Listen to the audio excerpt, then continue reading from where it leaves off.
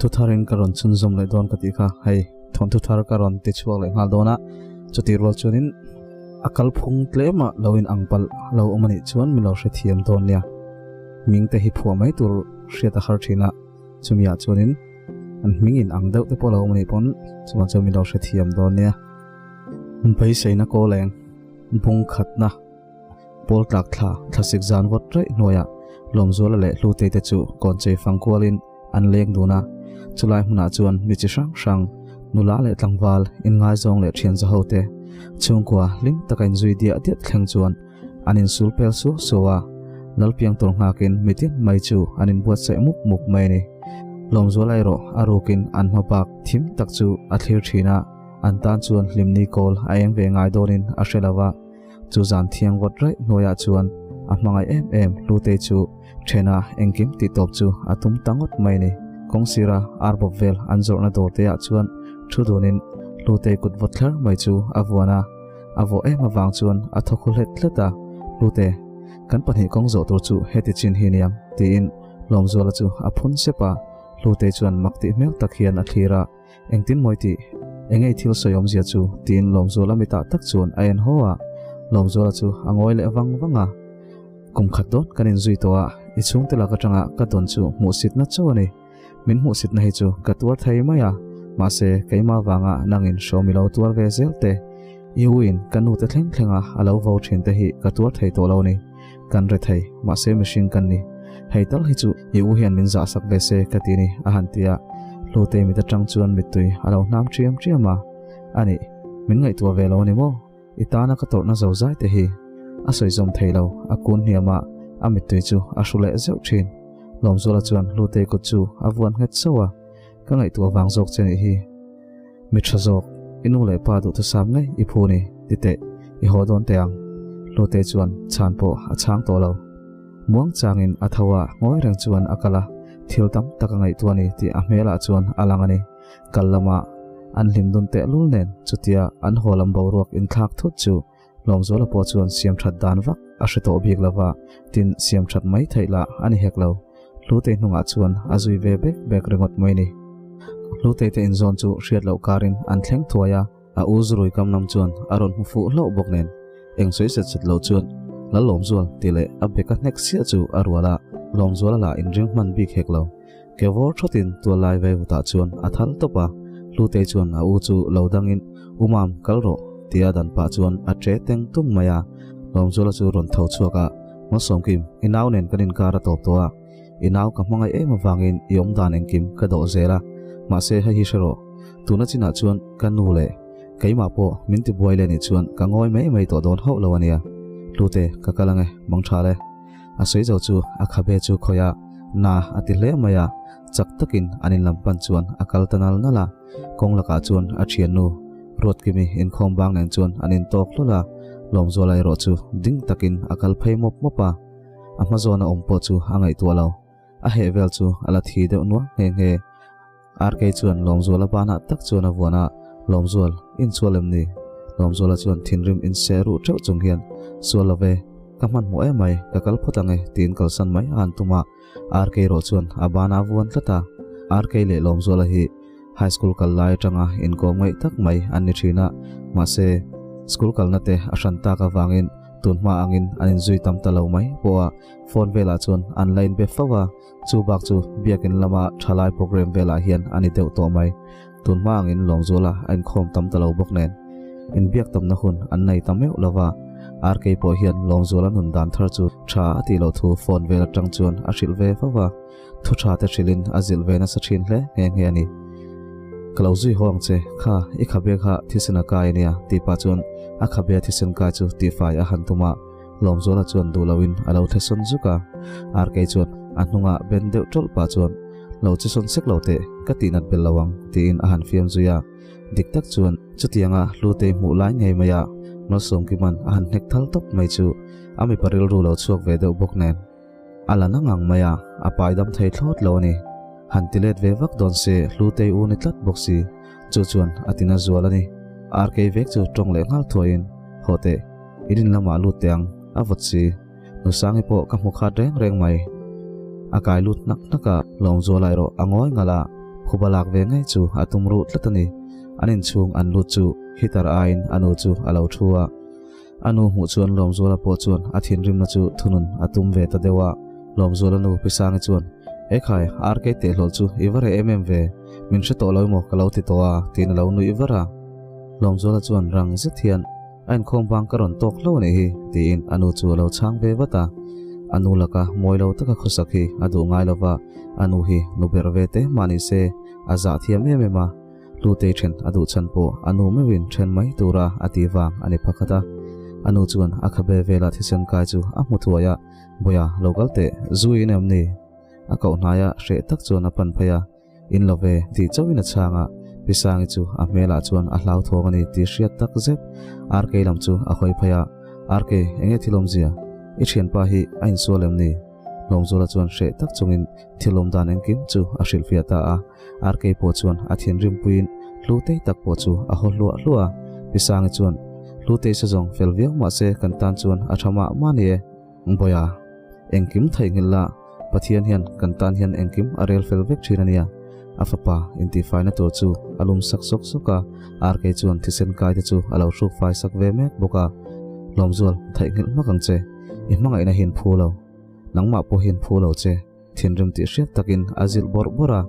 zante arei deuh to wang chuan rk po chuan trinsan mai chu thain a hria a hosan veta a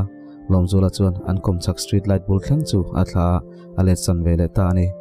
lute ten chung lama ve thung chuan lute chu an sofa dup nuam taka chuan thut tirin an chung ko chuan an lodin hual towa pa ber chuan lomzola kan ve mai thai pa sumo I mangai tlata Izir lai ti boy tu chu tina fanu chu kok sia a uzrui chuan lalun lu vai khat po hanin hule teu kot la ya po ni se ka nu kho tho thong che atia lu te chuan tu ma tran tu atong lawa hrathiam tu la anom heklo ankara mangai na hi engtiang chia kong bum bo nge ani zel donga zanin an hun ton hi an top len na tak tak tur anengem hunin ala shilo ze lang chu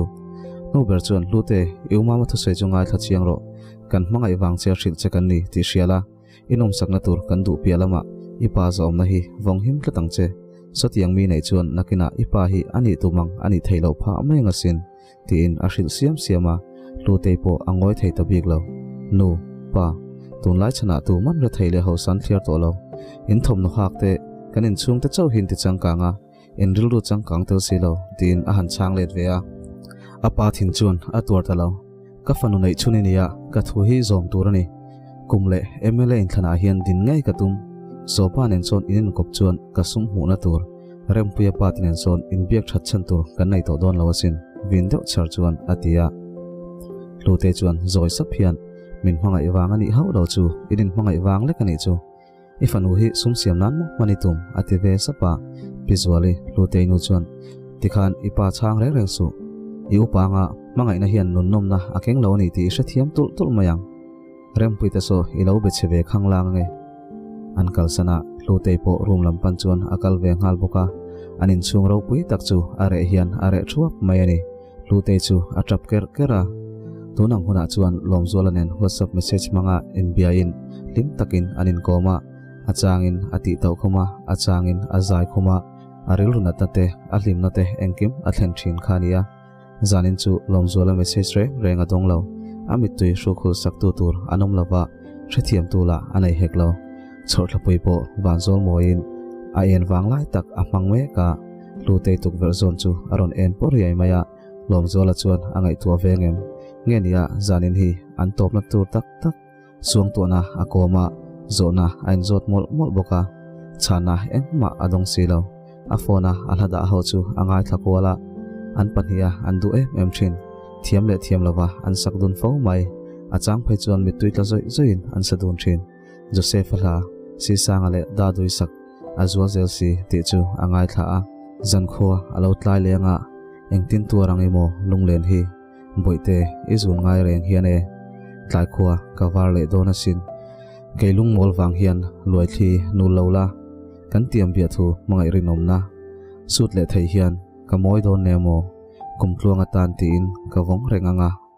chun le zuale chin lai leng zongte doral yangin o lo sang ma se engman mindal zo lo nge mangai na o azual zel si angai thla zo chu ain sum zo to lo atop ri hiala lom zola nena an thalak nun ta chu a thlir le vong vong thin engwang main ka then lawang che atia athutiam ta chu angai to chuak ora lom zola chu a kho thar le don thin ma se a huat na aya na sadain a mangai ni ti a hre chuak le thin chuan ani aril ru ti boy zol ni khoma bok chuan let le in shet lo karin alo muhil zui ve maya zin khoa alo wara zol khapui chu angai te in borok athiangin avot raya nilum ai anuam to hle a chu khapui le ami cheng ta chuan lom zola le hlute te in mangai na chu an hriat pui lawa an harsat na ton la an hriat thiam pui heklo nidang ang bokin chu ni thara chuan mitin mai chu an buai noi noya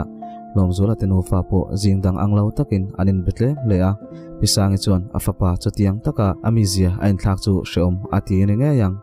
RK chu alo phone sak diama chu harpui turin alo som diam to chuni in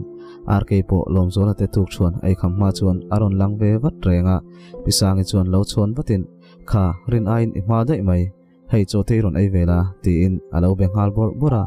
RK le lom zola chu anom dun to hi chuan infiam renga khosathin ani boka kha khapa khan kom chuan cho ai pur ngam lawang ti in lom zola chu ava fiam zawa lom zola chuan rang fashan hian kabula cho ai chak reng in tiffin box nen min zoi thin kha ti in alo fiam let ve hlawa an nui haudar dara pisangi chuan chome le engilo vel le an ngai thu te chu soin bazar to chuan atir liam dun ta a lute class culture le lom zola le RK bazar culture chu an veng kon lai taka chuan anin tok chia le ngala an mit le mit ain tong chia chu lute chu amit deuh sula moilam ain wata in bemia lo chuan an kal tlang ta ni shom hi anti dun ema indu le in mangai em chung sia chutianga ano mangai ta chu hriat thiam har anti in dem tur an zong dun ruai hi ani bera mani ve chu anin dem don thin ma se dik jok ni nan hre ve si ni khat na chau lani ma se tur chuak zo don lo hial te chuan anin hrerum ruma bazara chuan anti tur le an lei tur te an lei fel nu in paka te an kal dun le a RK chuan lom zola chu thei to pin ti hlim atum le a lom zola po chuan anin lam boruak rit tak ai ngot chuan alim ve le ni in ain ria hlute ero anzir lai reng ril ruwa alu theilo thian kom nuam atilawa ama omrek chu adu zoka kil khata chuan ama in athutlok tlok mai ni rempuya pa le puthanga hlute pa te chu an lo ti mol mola an fanu le rempuya chu college lama po thian thatak anni thu te soidunin an ti tui hlea an mathir tele an contract khoi lai te chu an soi kai zela an tumber chu puthanga hi MLA atlin tira rempuya pa paisa manga campaigna atlin nuwa contract lian tham tak te khoi donin chungkwa in siam ton chu ani bera an rot na chu thale hian an ria an veng chunga le an area hom chung vela chuan mi zale da san chungkwa ve nin MLA in leitin chu hupur omin an ngai lo hi ani tok mai MLA din theina ticket anei ma ho tang chuan an lo campaign runa sato le nge ni thingpuite anin zon hu chuan puthanga na thona lampanin an chuak tlang le ta diaka ni a herliam ve bek zela mas bawrokin achi ane tela hlute le lom zola thinlung ero Bethlehem lam re a hoi ve theilo hlute thinlung chuan lom zola lam a hoya lom zola thinlung lu atu po hlute ani lom zola chuan zuin zewa ching chota a chu hlute po chuan lo ria in thalo ati hle a ma se bema satu zok ni chu an hre ve si chutiang bokin in belawa ompo harsa anti dun tak zet leilama rempuya chuan lute chu alo hel ve sek bok nen zantin mai hian alo kola achang chuan alak sak du lo fo bok ma se mai chek hor na chuan lo biak that chang aum lo theilawa lim taka in biak tum te po an nei ve fo mai achang phai chuan a kho har te po nem ve hian a thina ma se a boi thak per chu rempuya laka rilru apek don chi hian a thinlunga lom zola alo lang le thina rempuya chu felin thavia ma se ate na buklung lom zola ani miaw wangin a mutling zo lo le thin lom zola le RK po tunma ang bokin anin kom na sale to a lom zola ain lo lo karte a hun ola pianga anin kom ani ber mai RK hi thingtlang mi ai zola in lu ania thian anei tam lo bok nen lom zola nena chutianga anin kom le thei chu alom hlea ma se zu ain ve ta fo chu tha atilo hle maya azil ve siam thin ma se mi pa zuin ngai hau lovin rui du khopa zu a in ani to hi chuan in chan thatak anei ti na ania chutiang mai main mi thu soya wang mai maya in lo ngut thai ani thin lo atan chuan zurui chu hlimna le damna nilo ma se na chok na thatak pakhat chu ani ve ni ma se anu le ama mangai tu te zong zong ril ru she omin asiam ro chu nuam ati bik chi thin lo zan khat azurui chu arui boi hle a lu te chu avakol top maya ni e mi pasurui hi chuan an veile an ngai em te har fi ma an biak ngam lo an vei ruk em te hi rui lai hian an bethin fo reng ani zan lai apial lam deuh to a lu te phone chu angor dar dara alukham hnuai chu azen rek raka enpo en chiang manglo chuan a phone chu a han changa rui o ti hriat zet hian lalon hlu kata nai hlut je hi isiam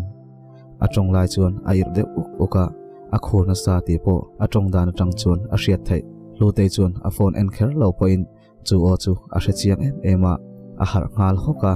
dan rual loin amit tui alo dir ngal zoi zoya mit tui chu a ming mai anina a ani na taka chuan mangai na khatliam aluang chuak ani ber zoke an ngoi dun wanga lom zola bok chuan min belovin yom theile mai atilea atong muang ban char le maya lute ro ain tilu lului deuh tlata ngoi ri mai thain asia achapau na chuan aka ala thunun ri ani tongka chuan achang mi alo ma se athin lunge ro chuan a awmol mola idam thinem engwangin nge zui in kangai theilu tuk che a zo na lirin akhat ani ber mai ma se achapau na chuan adang battery ni lute ka ho thei to lo kangai lu tuk che ka mangai bok che kan ina ho ka tuma ka hriat lo hlanin inin lam ka lo pan da ya lute in sum zo to lo anui deuh se ya ma se ngoi ri chu ala tum fana a hriat du zong zong chu a hrekim thokatin ain ngai to boka ma se lom zola chuan phone chu ada mai a hlau le a lanun lu min ngai thla ti ro hai in kom thlang in thut thlenga khan ka thu nia a vot lutuk lute chapau na chu mangai na tlom tak chuan atlom ta ngola horo avot si ya mai loma wanga bianga mitui luang deu noi sen chung chuan hantia i local don lomi ka ngak che phone off ngala lute chu alom rolin a hlau thom leya achung te an lamen le men lo chu ain ro de a thom tim thayang per chuan a chuak ruwa kong khar chu atir khara puthanga jun chuak chu aron thau tuala chaukalama phai mai atum chu visual chuan har chiang manglo hian engemo chaukalama chuan phai kher itum kan pindan bathroom a khan zung mai la tinia tin alo hril zawa amu hil le zui ngal mai boka puthanga po chu azun zo chuan amu vele mai boka lutein an kom thlang azuk thleng chu lom zola chu thutlenga chuan alo thukhur let lata lute amu vele chuan han tho mai atuma ake chu vur khangin achar be ang mai hian a khong tlata a tho mai thailo lute chuan apan phaya mola avo em hi ti pa chuan a han beng thaka lom zola chuan dule mangai ti hriat em hian alo ko avong vonga kum som lai liam to ang mai ani kangai lutuk che ati sapa lute chuan lo ko let ve in itel lo kum som chu arai ngotang kar ni lekpo arai mai ati ve sapa anin ko dun vonga classic vot chuan mangai na chu ahmed khang zo lo mai ni lawin classic vot vur po chu mangai na chuan an tuam lum ta zo kani zan chu ral to lo se anti ema naktu khwalo war tur chu an hu phurani ama ang buk khan an mangai na kong hi abum bau le don sia lute chuan zoite fia fai taxi hian lom zual kanin mangai na hian kan lim reng don lova lim na chu bei sei ni la karon pan hau lawang che ibula chuan lim nuam katia nat ka huama tra kangamasin chutiang huam chuan ka mangai chia nangma thuin engkim ti top to mi su ati chuai reya lom zola chuan lute chu ano pan ain aril ru apuitling tia ria ama chu alawin da lian lutukani ti entra chuak ora lute chu kumlama chuan anaw rual ni ma se ril ru puitlin lamai ro atluk lo hle ni ti asha chuaka chu thasik vot rai noya chuan du tho emin anin fop ta vonga hre tak chung chuan anin mangtha a lom zola chuan thla atum viawa lute jok chuan lom zola chu a ho theilo a hlau dewa atluk mai chu a hlau dewani akal lai thlir liam adua a en liam zui vonga ain chuile khut thin atluk trep chuan lute chu alo phule deuh jok thina thlulek lek chuan akala atlulo le chia zel te chuan akal liam ve thei ta shama lute po chu dimte in anin lampanin akal vele ta nak naka atu khwalo wara lute chuan jing chuak chu a phurwalin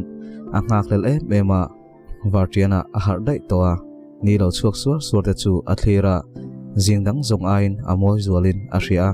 zikpui pan nang hi ini veang remnalal fa po khan aron pan ati te chu dikmel ria win a hria darukvel arik chuan shele phu taxi in a phone chu a han ena morning ka mangai che ti chu hunrai tak adon to lo nuwa lom zula hena tangin adong leta a phone chu a en non seka a message don horok mal tinta chu a chiar suak dapa a changle unfob le ringot thin reply po chu a thai hil man don tak niala nui sei pa chuan I thau tlai lutuk nang aina sain ka mangai che ni mangai na sang jok ni kha anin chu rap thin re khania mangai na chu han pengin kong dik lote han zo thin ma se ato pa chuan kong dika hanin tok le nge thin mangai na chu limna ringot anilawa mitui kara po nuina atel zel hian ani tilu zual thin ni anin mangai na hi mitui nen nge ato panga limna tam tak nen chu zo na chu an malam hun chuan ashil ze lang chu engkong bumbau po zo turin ani panhiro chu anin peithung ani chutia lom zuala le hlute an thale ta chu RK le pisangi po chu aruk tak chuan an lom leya pisangi po hian hlute hi adu lo chu ani hau lawa ma se an khosak an thlau ema nuril ru hi chuan thil tam tak hi adon lo theilawa ma se ada poimo berero afapa lom zuala hlimna chuni ni aliam ve zela 24 jan alo thenga hlute le lom zuala po arukin anin mule zeu towa puthanga po thilpek lama ramtangin anveng chunga mihar sajwal ta chu atran puina sa chutiang bokin rempuya pa po atrang bok anthil ti that chu azau thayang beradar turin anthe dar chuai choya anti chan chu engpo ni se mi te tran pui chu anma ni takpo chu nuam anti ru hle a masdona wanga nule par ril ruha indom kun lap te po chuan an chung ko a cheng sang ni te aron lut thut chu an lom ema then khatan sang ni te hi eng thamma ani lo lain chung ko then khatan ero trap zoi zoya pathian thatjia an hu na man ruale poisa tam tham tak ani thungsi an venga chuan an tumang ngain puthanga le pulian konga hi rempuya pa tinan kau mai thina an che thale a mitin mai chuan an fakin anin penga chu ropui an titak zeta an soi bang lo ani tikhan bungkhat na chu alo top leta like le comment kha mi lo pek sak le ngai donia chuan in thlasung tewin share pai ho tan khan a share le thai o